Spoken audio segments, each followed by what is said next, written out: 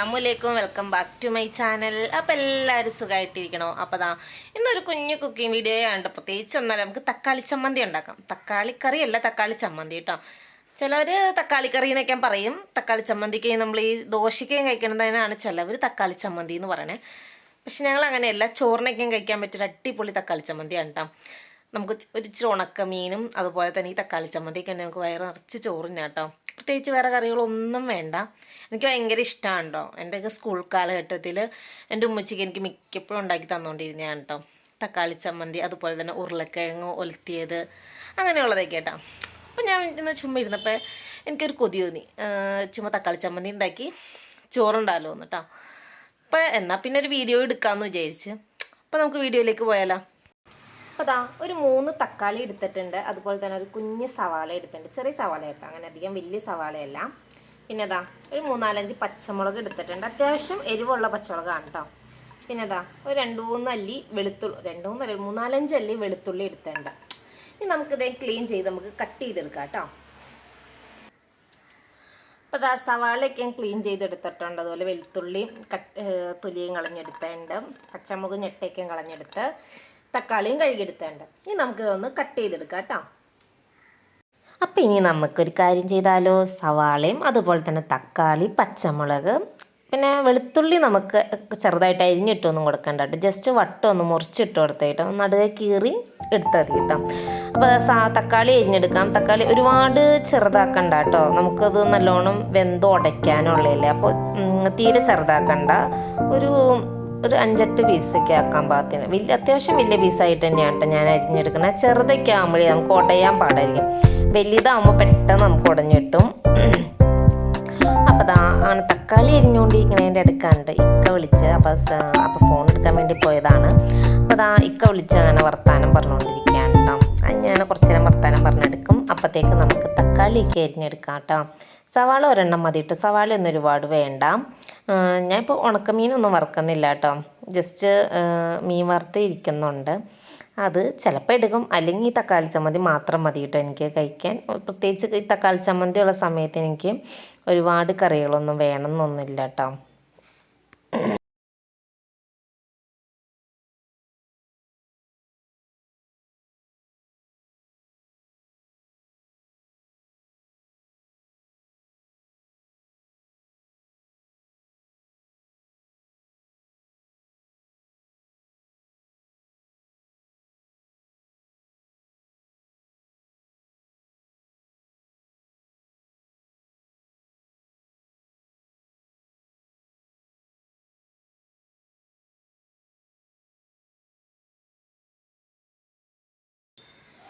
പച്ചമുളക് നമുക്ക് മാറ്റി വെച്ചേക്കാം കേട്ടോ. പച്ചമുളക് ഇപ്പം ഇട്ട് കൊടുക്കണ്ട, അതൊക്കെ അത്യാവശ്യം ഒന്ന് വാടി നല്ല കുഴഞ്ഞ് കിട്ടുമ്പോൾ നമുക്ക് ഇട്ട് കൊടുത്താൽ മതി കേട്ടോ. പച്ചമുളക് ഇപ്പം നമുക്ക് മാറ്റി വെച്ചേക്കാം. അതിൻ്റെ ഇടയ്ക്ക് ഇക്ക വിളിച്ചു, അതാണ് കേട്ടോ താമസിച്ചത്. ഇക്ക വിളിച്ചാണ് ഓരോ കാര്യങ്ങൾ പറഞ്ഞുകൊണ്ടിരുന്നത്. അപ്പം നമുക്ക് പോപ്പം. അപ്പം നമുക്ക് ഈ ചീഞ്ചട്ടി ഒരെണ്ണടുപ്പത്തേക്ക് വെച്ച് കൊടുക്കാം കേട്ടോ.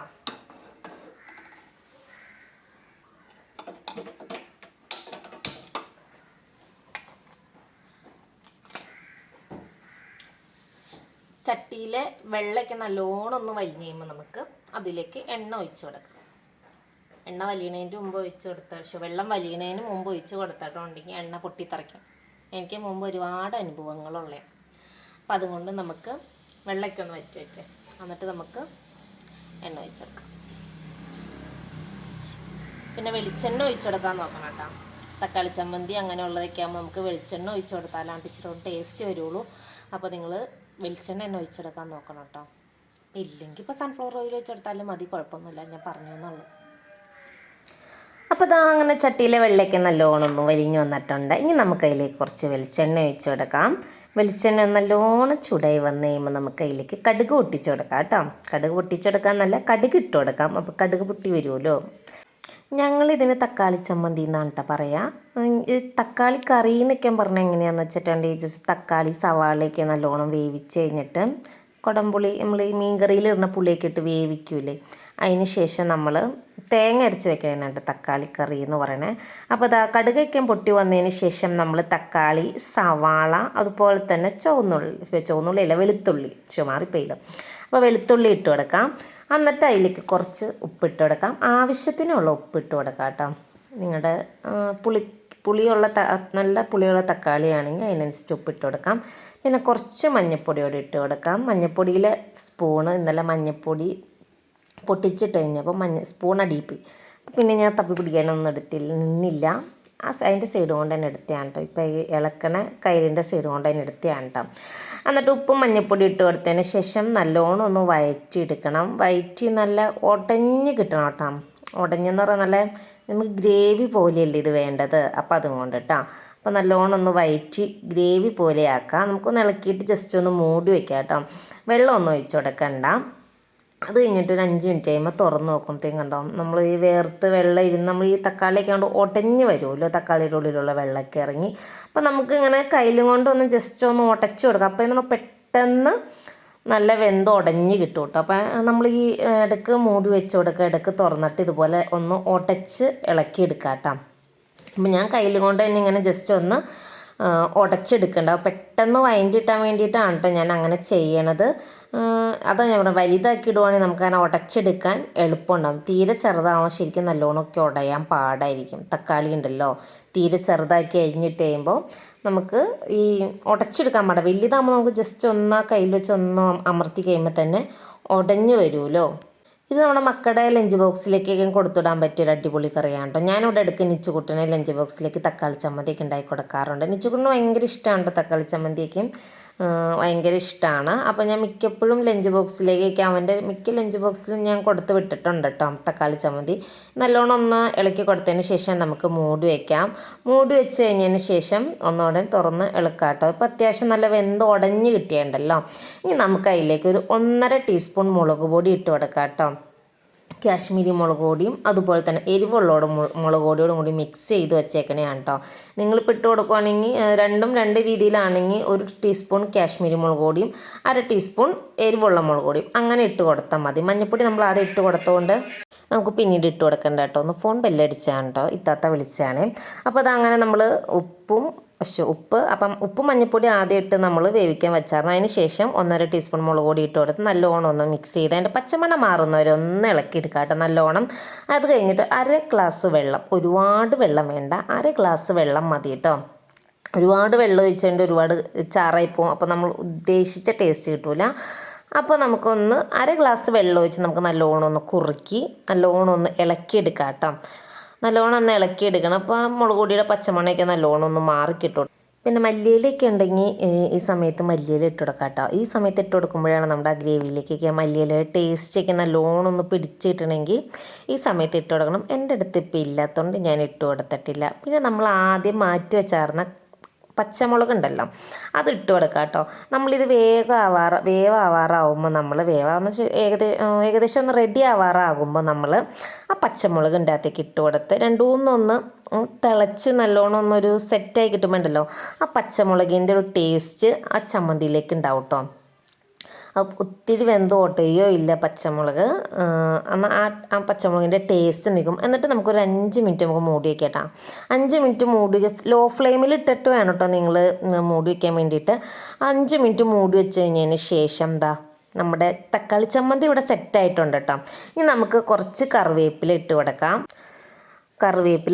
മല്ലിയില പറഞ്ഞില്ല, മല്ലിയില ഉണ്ടെങ്കിൽ നിങ്ങൾ മല്ലിയില ഇട്ട് കൊടുക്കുക. ഇപ്പം എൻ്റെ അടുത്ത് മല്ലിയില ഇല്ല, അതുകൊണ്ട് ഞാൻ പ്രത്യേകിച്ച് മല്ലിയില ഒന്നും ഇട്ട് കൊടുക്കില്ല. ജസ്റ്റ് കറിവേപ്പില മാത്രമാണ് ഇട്ട് കൊടുക്കുന്നുള്ളൂ. കറിവേപ്പില ഇച്ചിരി 2-3 തണ്ട് കിട്ടിയുണ്ട്, അതാണ് ഇപ്പോൾ ലാവിഷായിട്ട് അങ്ങോട്ട് ഇട്ട് കൊടുക്കണം. ഇല്ലെങ്കിൽ ഇങ്ങനെ ഇല്ലാത്ത മട്ടിരിക്കും, ഉള്ളപ്പോൾ നല്ല രീതിയിൽ ഇട്ട് കൊടുക്കുക, അതാണ് കേട്ടോ സ്വഭാവം. അത് കഴിഞ്ഞിട്ട് കുറച്ച് വെളിച്ചെണ്ണയോടെ അതിൻ്റെ മേളിലൊന്ന് ഇറ്റിച്ച് കൊടുക്കാം കേട്ടോ. ഒന്ന് ഒഴിച്ച് കൊടുക്കാം, ഒരു പ്രത്യേക ടേസ്റ്റ് ആയിരിക്കും കേട്ടോ. നമ്മൾ ഈ മീൻ കറിയിലാണല്ലോ എന്തിലാണ് ഇച്ചിരി കറിവേപ്പില ഇട്ട് കഴിഞ്ഞിട്ട് നമ്മൾ ഇച്ചിരി വെളിച്ചെണ്ണ ജസ്റ്റ് ഒന്ന് മേളിക്കൂടെ ഒന്ന് ഒഴിച്ച് കൊടുക്കുമ്പോൾ നല്ല ടേസ്റ്റല്ലേ. അതുപോലെ തന്നെയുണ്ട് ഈ ചമ്മന്തിക്കും. നമുക്ക് ഒന്ന് തിളപ്പിച്ച് നമുക്കിപ്പോൾ ഇനി ഫ്ലെയിം ഓഫാക്കി കൊടുക്കാം കേട്ടോ. ഇത്രേ ഉള്ളൂ കേട്ടോ, സിമ്പിൾ പരിപാടിയാണ് കേട്ടോ. നമുക്ക് ഈ മീൽ പെട്ടെന്ന് തന്നെ ഉണ്ടാക്കാൻ പറ്റുമായിട്ട്. നമുക്ക് രാവിലെ എണീക്കുമ്പോൾ താമസിച്ച് പോവുക, കുട്ടികൾക്ക് സ്കൂളിലേക്ക് ലഞ്ചിന് കറികളൊന്നും ഇല്ലെങ്കിൽ നമുക്ക് വളരെ എളുപ്പത്തിൽ തന്നെ ഉണ്ടാക്കാൻ പറ്റും. അതും വളരെ ടേസ്റ്റി ആയിട്ടുള്ള അടിപൊളി ചമ്മന്തിയാണ് കേട്ടോ. ദോശയുടെയൊക്കെ ഒപ്പം അടിപൊളി ടേസ്റ്റാണ് കേട്ടോ. ദോശയുടെയൊക്കെ ഒപ്പം കഴിക്കുവാണെങ്കിലും നല്ല അടിപൊളി ടേസ്റ്റാണ്. ദോശയുടെ ഒപ്പം കഴിക്കേണ്ട തക്കാളി ചട്നിയുടെ വീഡിയോ ഞാൻ ഇട്ടിട്ടുണ്ട് കേട്ടോ. ഇനി നമുക്ക് ചോറിനൊക്കെയും കഴിക്കാൻ പറ്റിയ അടിപൊളി ദോശയടപ്പം കഴിച്ചെന്ന് വെച്ചാൽ കുഴപ്പമൊന്നുമില്ല, സൂപ്പറാണ് കേട്ടോ. ഞാൻ അങ്ങനെയൊന്നുമില്ല, ഞാൻ ഇപ്പോൾ ഗോതമ്പ് ദോശ ഉണ്ടാക്കിയാലും 2 രീതിയിൽ ഉണ്ടാക്കും. ചിലപ്പോൾ ഇങ്ങനത്തെ ഉണ്ടാക്കും, അല്ലെങ്കിൽ സാധാ തക്കാളി ചട്നി ഉണ്ടല്ലോ അങ്ങനെ ഉണ്ടാക്കും കേട്ടോ. അപ്പോൾ അതാ നമ്മുടെ തക്കാളി ചമ്മന്തിൻ്റെ റെസിപ്പി ഇത്രേ ഉള്ളൂ കേട്ടോ. അപ്പോൾ നിങ്ങൾക്ക് ഈ റെസിപ്പി ഇഷ്ടമായെങ്കിൽ നിങ്ങൾ വീട്ടിൽ തീർച്ചയായിട്ടും ഒന്ന് ട്രൈ ചെയ്ത് നോക്കണം കേട്ടോ. അടിപൊളി ടേസ്റ്റാണ് കേട്ടോ, നമുക്ക് പറഞ്ഞറിയിക്കാൻ പറ്റില്ല. നിങ്ങൾ ഒരു പ്രാവശ്യം ഉണ്ടാക്കി നോക്കിയാൽ പിന്നെ നിങ്ങൾ ഇതിൻ്റെ ഫാനായി പോണ റെസിപ്പിയാണ് കേട്ടോ. അപ്പോൾ നമുക്ക് നല്ല വെള്ളരി ചോറിൻ്റെ ഒപ്പം നമുക്കത് വെള്ളരി ചോറെന്ന് പറഞ്ഞാൽ എനിക്കിഷ്ടം വെള്ളരി ചോറാണ് കേട്ടോ. കുത്തരി ഇഷ്ടമല്ല എന്നല്ല, ഇച്ചിരി കൂടുതൽ ഇഷ്ടം വെള്ളരി ചോറാണ് കേട്ടോ. അപ്പം അതിലേക്ക് നമുക്ക് തക്കാളി ചമ്മന്തിക്ക് ഒഴിച്ച് നമുക്ക് നല്ലോണം ഒന്ന് കുഴച്ചൊക്കെ കഴിക്കുമ്പോൾ ഉണ്ടല്ലോ അടിപൊളി ടേസ്റ്റാണ്. അപ്പോൾ കുറച്ച് മീൻ വറുത്തി ഇരിക്കുന്നുണ്ടായിരുന്നു, അപ്പോൾ ആ മീൻ വറുത്തോടെ ഞാൻ എടുത്തിട്ടുണ്ട് കണ്ടോ. തക്കാളി ചമ്മന്തിയും ചോറും ഒക്കെ കൂടി കുഴച്ചിന്നുമുണ്ടല്ലോ അടിപൊളി ടേസ്റ്റാണ് കേട്ടോ. ഉണക്കമീനാണ് കേട്ടോ ഇതിൻ്റെ ഒപ്പം നല്ല അടിപൊളിയായിട്ട് പോണത്. അടിപൊളിയായിട്ട് കോമ്പായിട്ട് പോണതെന്ന് വെച്ചിട്ടുണ്ടെങ്കിൽ ഉണക്കമീനാണ്. ഉണക്കമീൻ ഇല്ലാത്തതുകൊണ്ട് ഞാൻ പച്ചമീൻ വെച്ച് അഡ്ജസ്റ്റ് ചെയ്യണം കേട്ടോ.